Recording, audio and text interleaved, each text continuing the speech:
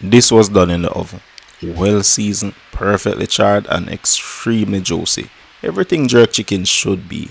And in true feed and teeth style, we're breaking down how to maximize the flavor of this phenomenal dish. Here I have two chickens that I butchered and cleaned up with a bit of vinegar solution. First, I'm going to season them with salt, black pepper, and a bit of all-purpose seasoning. Most all-purpose seasonings will work, so choose your favorite or skip it altogether. You'll still get a great jerk chicken. This is typical for jerk chicken, especially street style. It's cut into quarters with almost zero waste. I'm just seasoning lightly to add that initial layer of flavor. This recipe gives us multiple opportunities to add more flavor later, so go easy here. Next, massage the chicken pieces to distribute that seasoning. That chicken is looking great so far, but we can't have jerk without the jerk seasoning. You can use store-bought and I'll explain the caveats in a second, but for the best flavor and control, we are using a homemade jerk marinade blend. I'll link a detailed recipe below that breaks down what makes a proper jerk marinade, ingredients, substitutions, the whole works.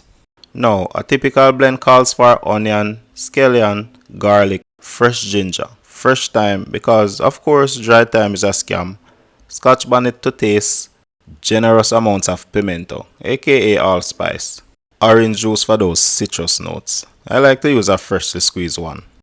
Salt, brown sugar, black pepper, browning, bonus if it's homemade, a good quality soy sauce, red stripe beer or another lager, cane vinegar, and a bit of freshly grated nutmeg. I also added a splash of oil. Now all that's left is to give this a rough blend. A few of you who tried this said the flavor is even better after sitting for a day. I usually prep this ahead of time, so I never really noticed that. But there's a tip to help you max out your jerk flavor. And that's our jerk marinade. It's an incredible flavor bomb with a lot of versatility. All of that is covered in the link video, so make sure you check it out. Now, to season our chicken, I'm using about 2 tablespoons of marinade for each quarter. That's enough to coat each piece nicely.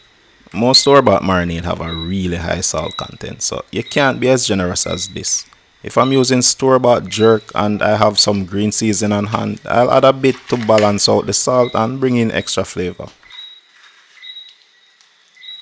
You can tell from those nighttime sounds that I'm prepping this really late.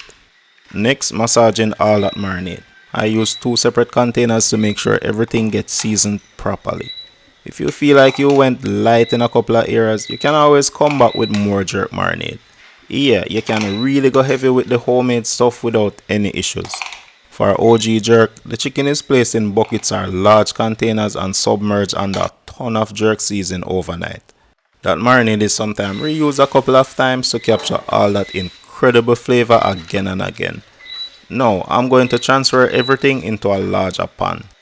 Between the citric acid from the orange, the acetic acid from the vinegar, carbonic acid from the beer, and the tenderizing power of onion, scallion, ginger, and garlic, plus the soy sauce and salt, this marinade doesn't just flavor the chicken, it makes it incredibly tender and juicy. To maximize all those tenderizing properties, we need to marinate this for at least a couple of hours, but ideally overnight. All those ingredients need time to work together. So, I'm going to let this sit in the fridge and then tomorrow we'll make some jerk chicken.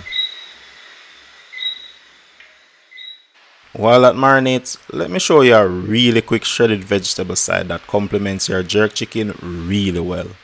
Start with about 2 cups of shredded cabbage, about 1 cup of purple cabbage for a pop of color, a cup of shredded carrot, and about a cup of shredded cucumber.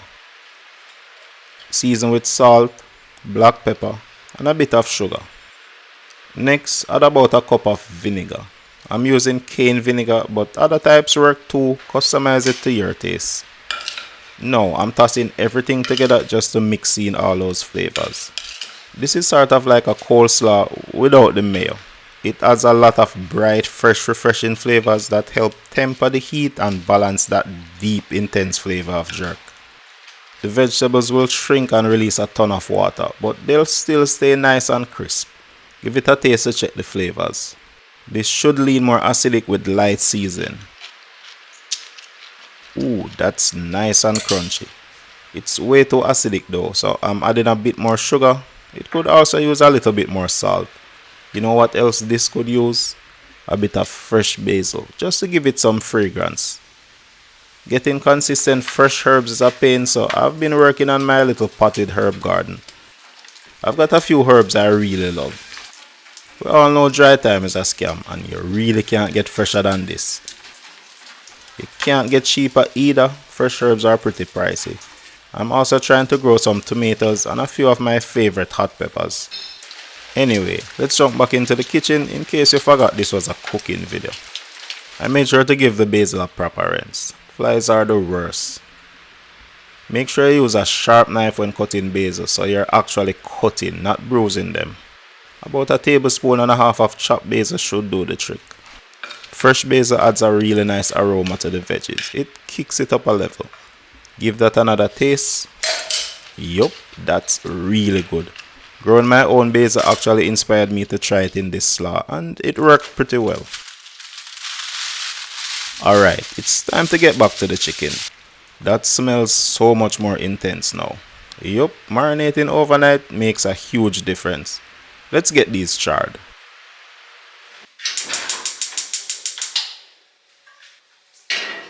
I'm placing my grill pan on medium heat and adding a splash of oil. Adding some color and char to the chicken gives it a huge flavor boost. Let that pan get smoking hot. We're not trying to cook the chicken all the way here, just char it.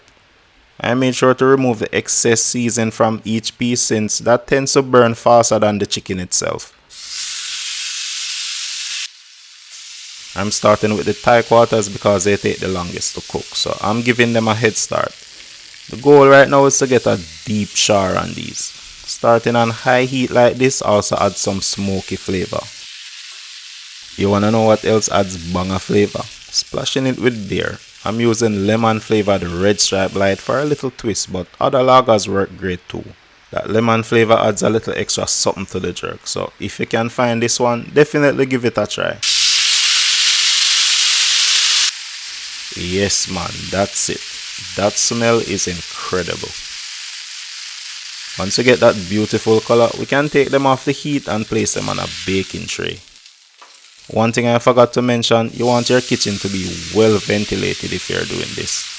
Charring creates a lot of smoke and those spices will have you sneezing and coughing, so crack open a window or even better, do this part outside. Even though you won't get all those smoky grill flavors, you could place your marinated chicken straight into the oven to bake. Just make sure to give it a couple minutes on high heat first to build some nice color on the outside. Between each batch, I'm removing all those loose burnt seasons from the grill pan. Next, I'm grilling the breast quarters. While these do their thing, I'm going to splash some extra beer on the thigh quarters before they go into the oven. That bit of beer creates steam, which helps the chicken stay moist and cooks more evenly. It also prevents the skin from getting too burnt and bitter. This goes into the oven at 325 to 350 degrees for about 40 minutes. Our breast quarters are looking really nice too. We didn't use a grill or any wood smoke, but if you give this jerk chicken to someone, they wouldn't be able to tell how you cooked it. If you don't have a grill pan like I do, you could still make this using a regular skillet to sear the chicken pieces. With this recipe, you don't need to set up a grill or jerk pan to get incredible jerk.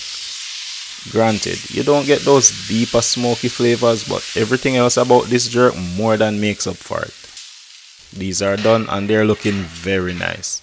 I'm giving them the same treatment as the thigh quarters. A big splash of that lemon flavored beer. I just can't get over that delicious smell. Our thighs are looking excellent, but they need a bit more time. Now, I've got a bit of jerk marinade left from seasoning the chicken, and in keeping with the minimal waste theme of this video, we're going to use it for something special. In a saucepan on medium heat, start with a splash of oil. Add a couple tablespoons of brown sugar. We're going to let that caramelize. I use this technique a lot for many of my Jamaican style sauces. Caramelized sugar adds depth and gives a more savory kind of sweetness to whatever you use it in.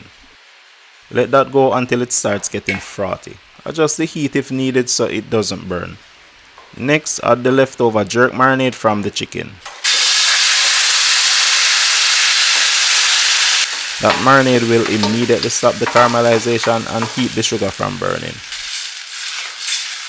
Now I'm letting this reduce to cook off all the excess liquid.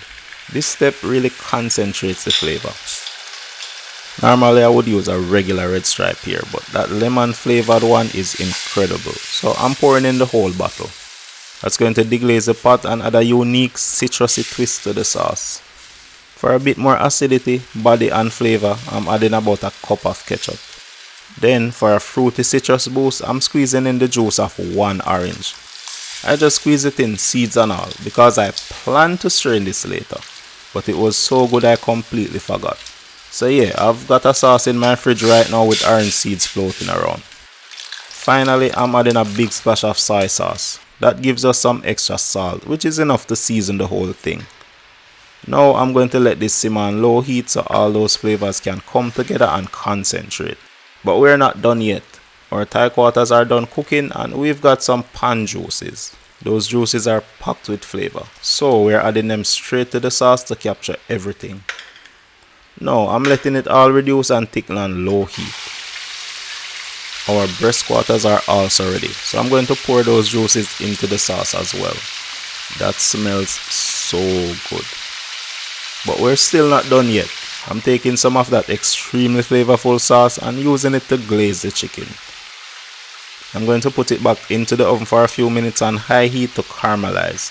That's going to give us a much more flavorful skin. The breast pieces are getting some love too. Don't be shy with the sauce. And when you're done, just pour any extra back into the saucepan for even more flavor. If you were wondering what that knife was all this time, I've been making sweet potato wedges. Raw sweet potatoes are more traditional with jerk, but today I'm switching it up and frying them. That starchy sweetness pairs perfectly with the rich spicy jerk. I'm just slicing them into wedges and frying. No salt or extra seasoning needed. These are absolutely delicious. Wow, damn, that looks so good. The smell is intense. I've cooked a lot of jerk chicken in a lot of different ways, but this one might be my favorite. I'm challenging you to make this for someone. Watch their face. Nobody will believe it came from the oven. That skin is beautifully charred, the color is perfect and it smells amazing. You can tell it's juicy. Now let's cut into this and see how we actually did. Yes man, that is it. Breast so juicy it's dripping. Don't let those charred bits of skin fool you, that's where the flavor is at. I've got a Thai quarter here that I'm going to try with the veg and sweet potato wedges. Drizzle on a little bit of that sauce, but honestly, you wouldn't even miss it. That is good.